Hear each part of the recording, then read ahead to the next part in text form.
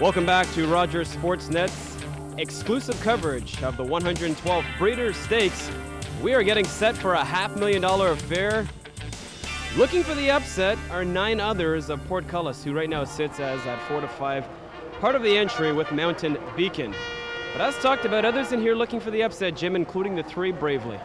Well, Bravely is an individual that has really come on nicely. Don't forget he was sick at Queen's Plate time, so he did some nice training to get into the Prince of Wales.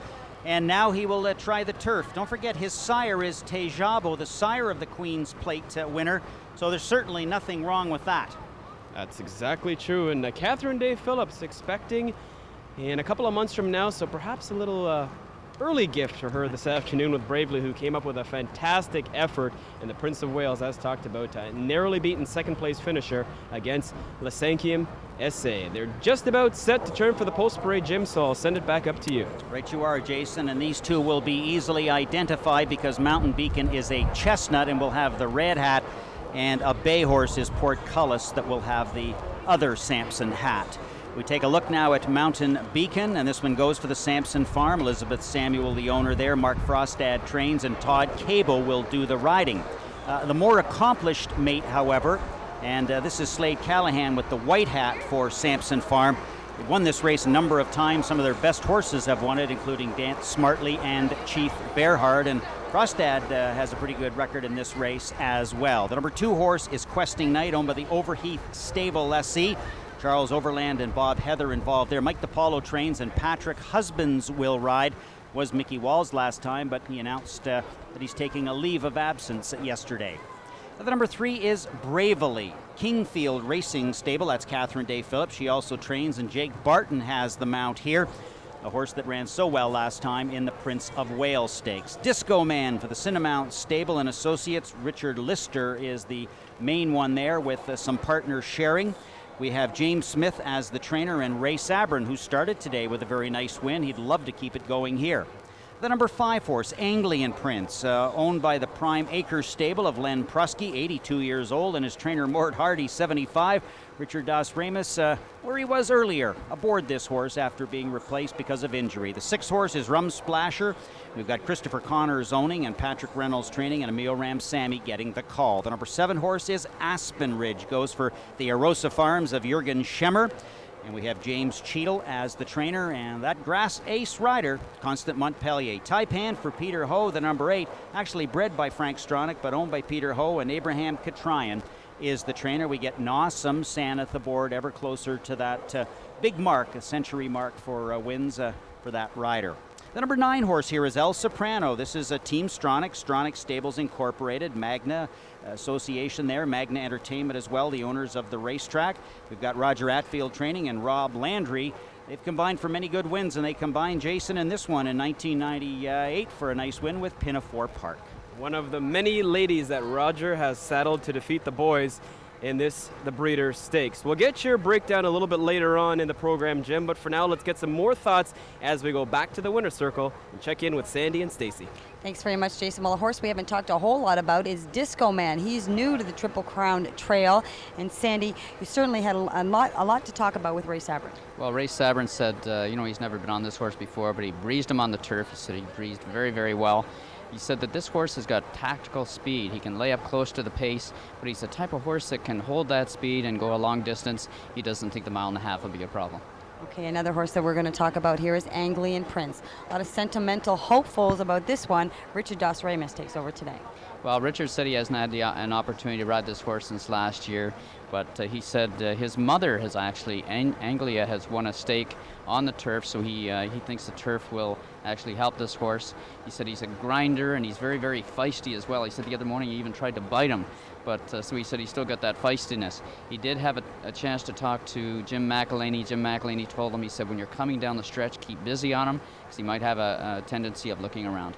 Some good information there. Jason? Okay, we're setting the table for the $500,000 Breeders' Stakes. We're 6 minutes away from post time. There is a look. A live one at Anglian Prince, who sits right now at 8-1. Countdown continues. The race is coming up right after this. Hand your kid a Nestle drumstick. And they're not growing up too fast. They're not living in a more complicated world. They're just a kid eating a drumstick, like you were once. The original Nestle drumstick. Share a smile.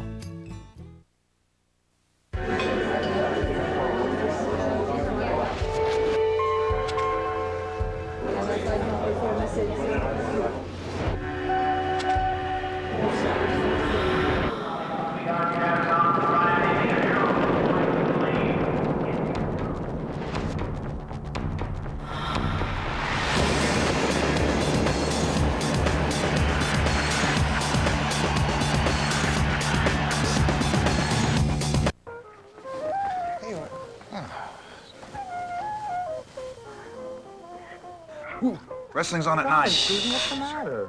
Brutal Revenge 2, that's this weekend. Maximum horsepower. Oh. You shouldn't have done it. Femalian. Rogers Digital Cable lets one person watch while the other surfs. Quietly. Call 1-866-MORE-TV1 and get Rogers Digital Cable on the TV you already own from Canada's most advanced digital network.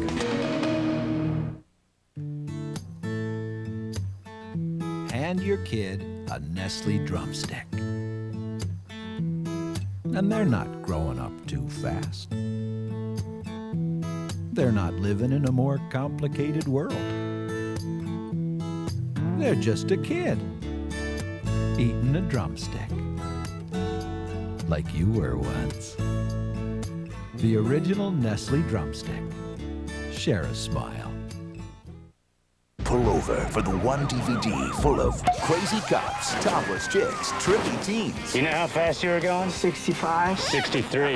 Freaking out. And criminal insanity. Super Troopers. Now available on video and DVD. It would be a crime to miss it.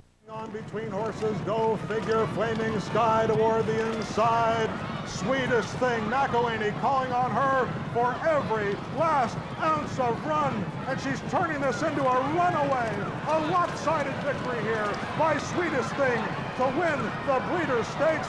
Sweetest Thing, a blockbuster performance.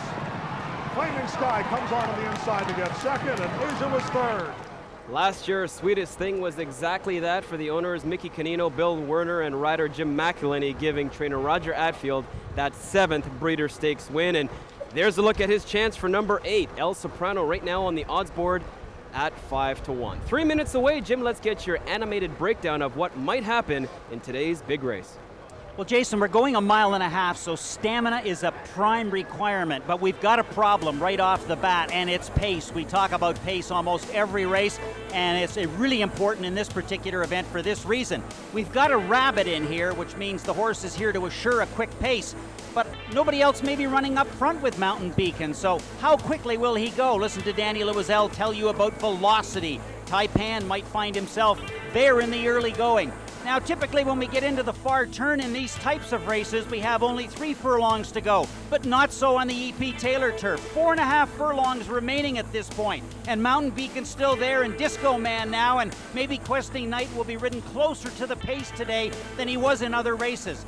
Now, as we come to the top of the stretch, the longest stretch in North America, by the way, there should be a great deal of shuffling and some new characters on the scene.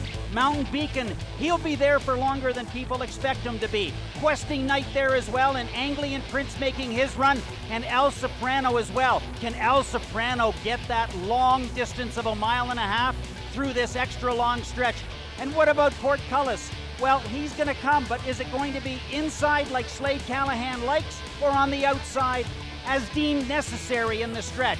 Questing Knight there as well, and El Soprano, because he loves the turf, should be there. We'll see it unfold in just a minute from now as the horses come up behind the starting gate to go a mile and a half. Let's update the folks one last time before the start of this one, Jim, and 4-5 favorite is still Portcullis. What about Questing Knight? All of a sudden now the second co-choice at 5-1. I think he's a viable alternative. He's an individual that has already carried high weight, 126. This is a scale race. Don't forget these horses that haven't been in the Triple Crown, haven't carried this weight, including Portcullis and El Soprano at 5-1. We're on the grass here at Woodbine, so we have to take a look at an outsider. Rum Splasher is at 14-1. ran in New York last time and he had some difficulty. The pace was slow. He was bothered in the race. You wouldn't imagine seeing him last year as a 2-year-old sprinting that he would be a 1.5 mile turf horse, but Lee's horses develop, and let's give him every chance to show what he can do. Okay, Jim. Stacy Bravely is just going in as we speak. At 11-1, what did Jake Barton say about this one, Sandy? Well, Jake said this horse can run all day, so he should like the 1.5 miles. So he's the type of horse that does come from way off the pace, so he's just going to sit on him and let him find his own stride. Well, there you go, Jason. Okay, upstairs now to the voice of Canadian Thoroughbred Racing. One left to go in. We say good afternoon to track announcer Dan Loisel. Danny? Well, thank you, Jason. Anglian Prince in those white blinkers, still in behind the gate. What a dramatic start this is. Right underneath me, and I guess even more dramatic for you, just about 5 yards behind the gate, and one of two grays in here. El Soprano, the last to load. They're at the post. They're off in the Breeder Stakes. Mountain Beacon hustled out toward the inside. Anglian Prince broke well, taken in hand. Disco Man is right there in the early going, along with Rum Splasher, who is 4 wide, and Aspen Ridge, who is 5 wide, as they make their way up to the backstretch. Questing Knight drafts in behind those first 5 runners. Then we have Tai Pan, Portcullis, relaxed off the early pace, then Bravely, and El Soprano. And they make their way up to the backstretch. On the front end there, it's long shot Aspen Ridge. Aspen Ridge has the early lead. Tucked in behind that one is Mountain Beacon. Rum Splasher is right there as well. Anglian Prince is between horses. And they start that long journey up the backstretch. On the outside, it is Rum Splasher. The opening quarter mile was in 23-4, half a mile in 48-4. It's Rum Splasher along the backstretch. Aspen Ridge to the hedge is second. Disco Man is third. Anglian Prince is fourth, 3.5 lengths off the lead. Mountain Beacon back in fifth.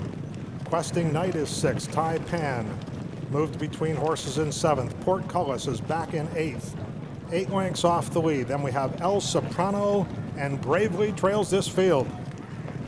They head toward the far turn. Rum Splasher, and to the inside Aspen Ridge. They continue to duel out there. Disco Man is in the third position. Questing Knight starts to gain ground as they head into the far turn. Mountain Beacon's called on for more run. Tai Pan needs some running room in behind horses. They are bunching up. A traffic jam at the midpoint of the turn. Questing Knight comes on the far outside. Questing Knight in those yellow silks. Mountain Beacon is right there as well. Rum Splasher is in third position, and Portcullis starts his move toward the leaders, and El Soprano runs with Portcullis. Portcullis was checked there at the head of the stretch. El Soprano on the far outside. Mountain Beacon, Questing Knight, Portcullis set down again, trying to close for Slade Callahan. It is wide open. El Soprano, a narrow lead. Portcullis in an all-out drive. Mountain Beacon and Tai Pan, they're in the final 1/8 of a mile, and Portcullis has secured the lead. They're coming down to the line, and here is Portcullis. Portcullis on the outside wins the Breeder Stakes. His performance flawless. El Soprano was second, then we had Mountain Beacon and Tai Pan, Rum Splasher, and a Questing Knight, Anglian Prince. Next onto the line was Disco Man, the last two Aspen Ridge, and Bravely. This horse was much the best. He was checked hard at the head of the lane. Portcullis in the Breeder Stakes. Unbelievable. In a word, Portcullis, full value for that 4 to 5 betting offer this afternoon. Good horses can overcome anything, and Portcullis did exactly that. Almost went down at the top of the stretch, was able to recapture himself, put it back together, and still get past El Soprano to become the unofficial winner of today's Breeder Stakes.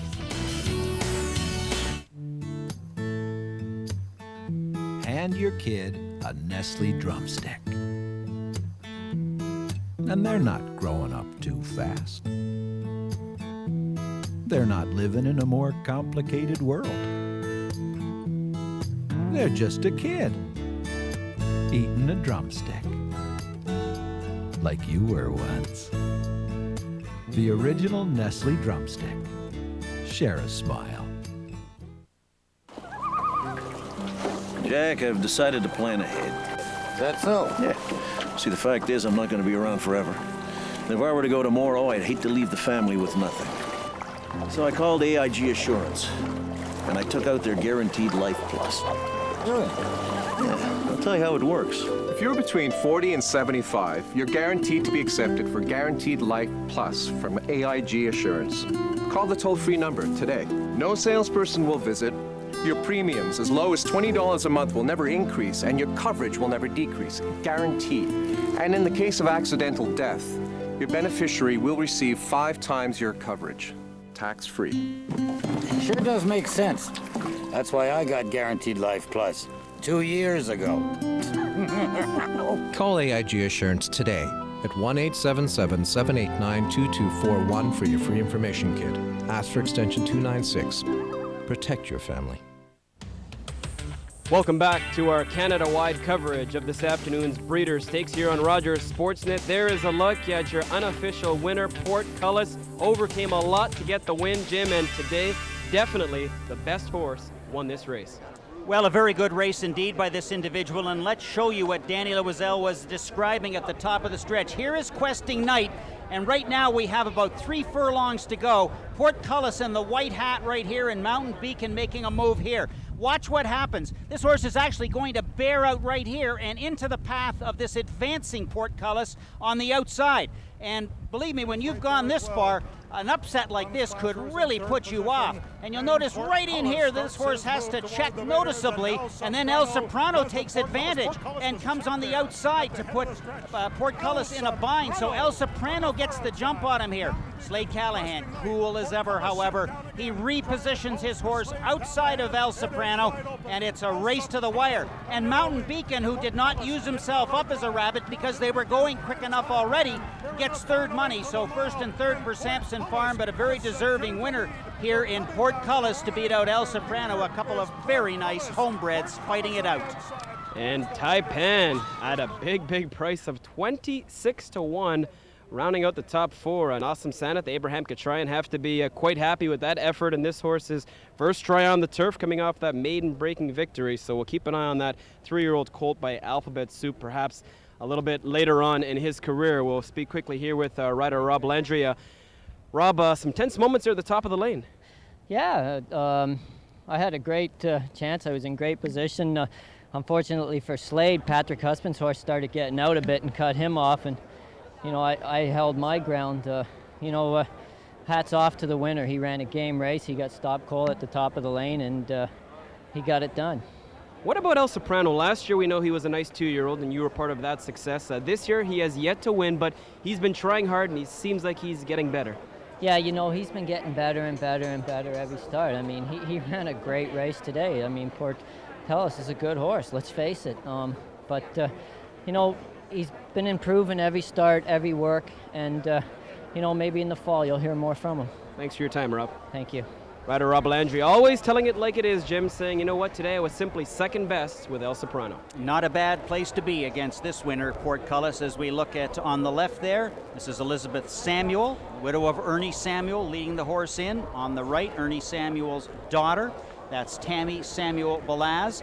And Tammy has really helped direct this stable since her father passed away, and Elizabeth has made the family commitment to keep things going, and boy, that's a huge reward for racing in North America and Canadian racing in particular.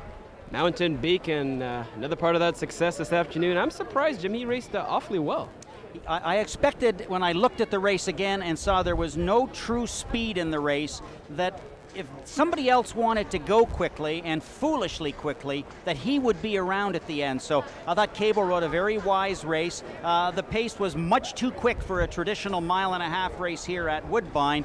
Traditionally, we see a half mile in 50 or 51. For them to go 48-4 without proven ability at 1.5 miles did not serve them well, and it served the closers well, as you'll notice, closers in the top spots. Mark Frostad, with this win, now has 3 Breeders' Stakes trophies in his already well-furnished cabinet, Jim. And once again, just like last year, all 3 legs of our Canadian Triple Crown going to different horses. And we talked at the outset about the program here for turf and the E.P. Taylor turf in particular, producing horses, this new breed of horses that love the turf. And we have a new one here, Portcullis, that obviously capitalized on that program. And Stacey Clark-Rogers is with the winning participants in the winner's circle. Okay, well, I'm standing here in the walking ring with two really excited gentlemen. First of all, Slade, you've got to ride the next race, so let's get to you first. Your horse, everybody wants to know what happened at the top of the stretch. Yeah, Stacey, well, I think Patrick's horse sort of bolted on the corner, and he came out right in front of me, and my horse stumbled, caught his heels a little bit, and went down, but he picked himself back up after that, and he really ran down the lane. Okay, now when you're walking in the winner's circle here, you mentioned, and Sandy and I heard you say, he's the real deal. Can you elaborate on that? Yeah, you know, if that incident didn't happen, this horse probably wins by 2 lengths, or even 3, to be honest. So I think we should expect a lot of better things from this horse. Congratulations, Slade. Thanks, Stacey. Slade Callahan. Let's go to Mark Frostad now. Mark, let's talk about your horse today. You saw him as he walked out. He looks fine. No injury from that incident at the top of the lane. But let's talk about him on the turf. He certainly is a nice horse. Yes, he's. I remember Slade rode him once in the fall. We wanted to get a race into him, and he really wasn't ready to go a mile on the 16th. He ran a huge race that day and was only beaten 3/4 of a length, I think, and we knew right away we had a pretty nice horse. Okay, now, Mark, where would you like to take this horse after this race? Well, he's had a lot of. He's been very busy this year. You know, that was his maybe his 9th start of the year, or 8th or 9th start, and you know, it's probably almost time to give him a little bit of a break and maybe start thinking about next year. Well, a break well deserved. Congratulations. Thank you very much. Mark Frostad, winner of the Breeders' Stake. Okay, Stacy and Jim, to no one's surprise, on the green, it's all red and gold once again. Well, you know, Sampson Farm has the pedigree. It's been carefully planned by the late Ernie Samuel over the years. Jim Day with a hand in that earlier. And now that the program has come to fruition, Elizabeth Samuel with the trophy there, and Tammy Samuel Balaz and members of her family, Mark Frostad's wife, Patrick Lawley Wakeland on the dais there.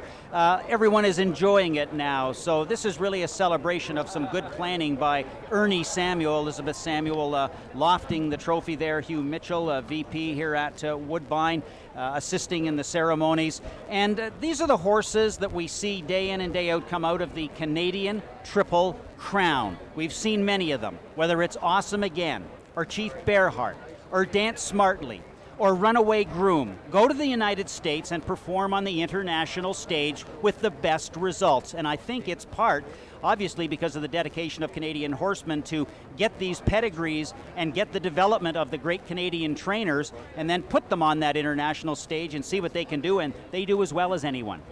His already impressive resume gets even better this afternoon with this win. Portcullis is now 6 for 10 lifetime and now 3 for 4 on this world-renowned E.P. Taylor turf course. Let's check out the money details. Portcullis victorious, 380, 250, 280. El Soprano second, 420 and 430. Mountain Beacon, same prices that Portcullis got, 380, 250, 280.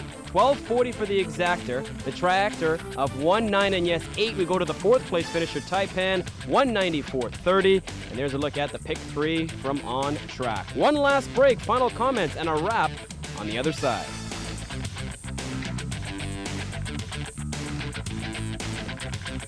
For all the latest scores and analysis, it's sportsnet.ca. Be there.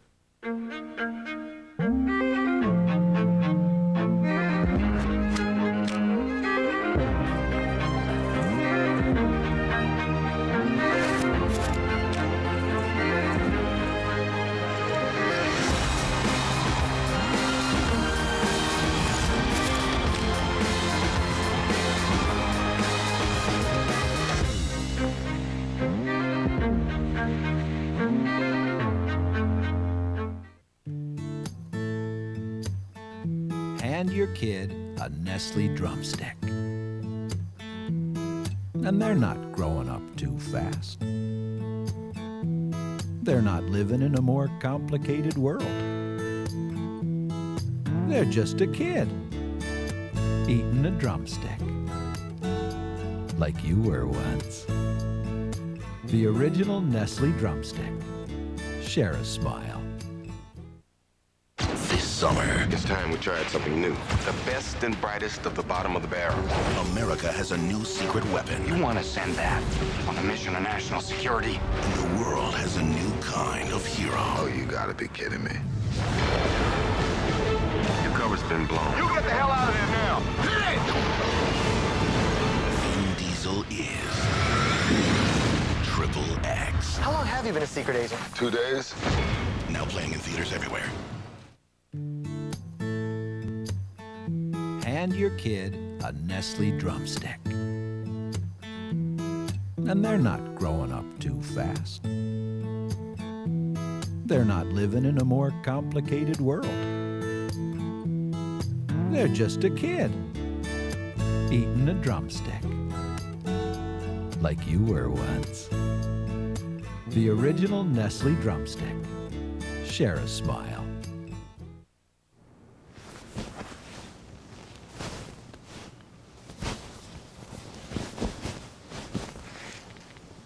Can't make it to the track. Bet by phone. Join Horseplayer Interactive.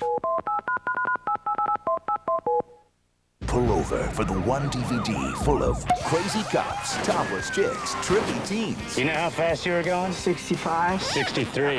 Freaking out. And criminal insanity. Super Troopers. Now available on video and DVD. It would be a crime to miss it.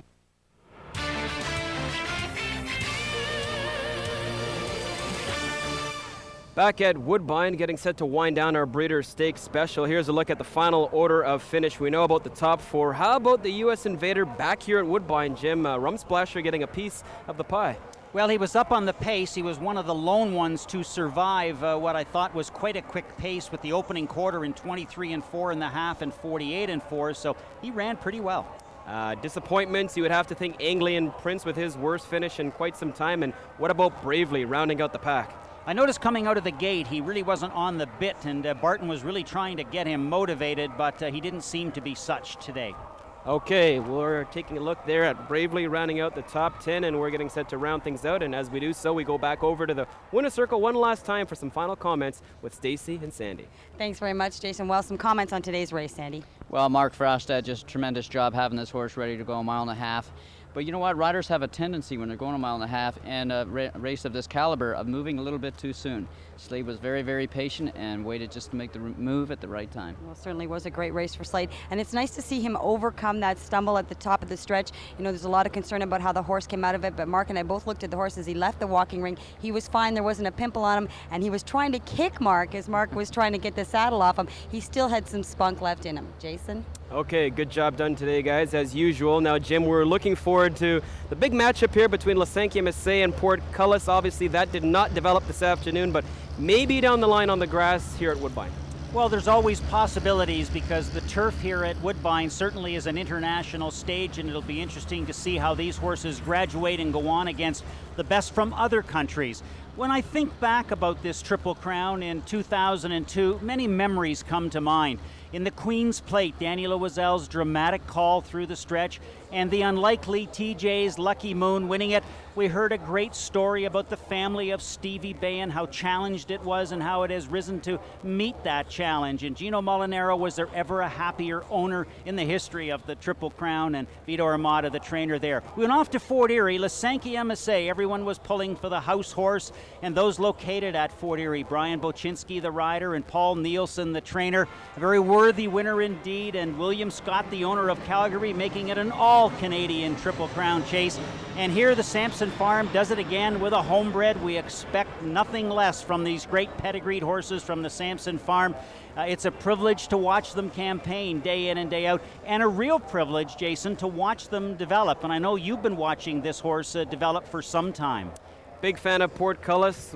Was going to be a tough decision for me because I'm a big fan of Lasankia Massey's as well, but didn't have to make that decision as Portcullis was the only guy here this afternoon that I had to worry about, and he did not disappoint, as did our EP Taylor Turf Course Fireworks. Stretch Dramatics once again. No favorite falling though this time. Almost literally there as Portcullis avoided everything and still got the win, capturing the third and final leg of our Canadian Triple Crown. Hope you've enjoyed today's telecast from Woodbine. On behalf of racing analyst Jim Bannon, track announcer Dan Loisel, Sandy Hawley, Stacey Clark-Rogers, and all of us here at Rogers Sportsnet, I'm Jason Portwando saying thanks for watching. So long from Toronto. Portcullis is your Breeders' Stakes champ.